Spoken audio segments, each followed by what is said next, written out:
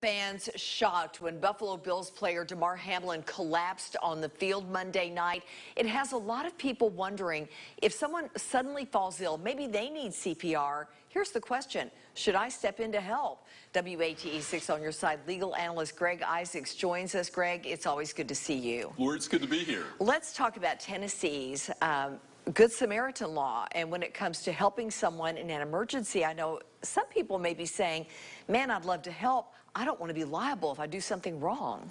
Wow, and you know, when we saw the tragedy with Damar Hamlin, I mean, it illustrates how time is critical when you have an injury or an accident. But Tennessee has the Good Samaritan law, and any person, even if you're a licensed medical professional, that you come up on a wreck, you're at a concert, a sporting event, a wedding, you render aid, you have complete immunity from being sued for civil damages. Say you break someone's ribs, which is very common in performing the chest compressions. Right, the Heimlich maneuver, et cetera. But the only exception if you are grossly negligent. So, you know, and that's hard to do as a person. What constitutes that?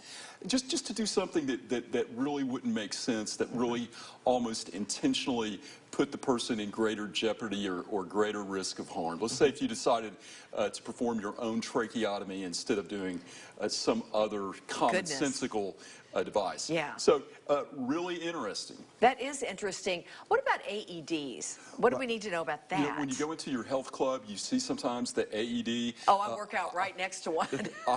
Automatic external defibrillator. Right. They're there, so you see someone drop. Are you afraid to try to render aid? Don't be.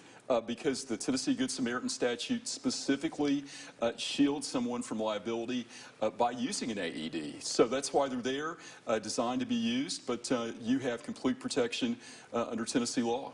You know, what if there's a doctor there? You know, okay, say you're a Good Samaritan, you go that extra mile and go with the person to the hospital. Once they get there and then the doctors take over, is there any liability there on the doctor's part if you did something wrong? Under the Good Samaritan law, the liability shield goes with the Good Samaritan. So if they're sitting there helping somebody in the ER or carrying them in, it shields the Good Samaritan and those healthcare providers.